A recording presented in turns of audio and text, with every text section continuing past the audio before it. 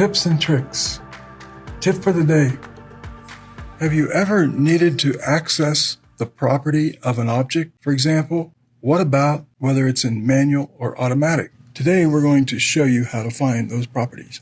Select a object. In this case we're looking at AI10, which happens to be the server room temperature in this case.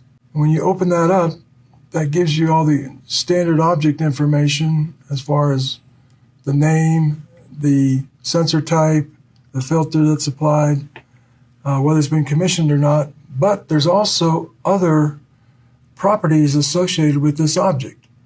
And if you run your cursor down this left-hand side, you'll see this pop-up box show up where you can toggle the property list.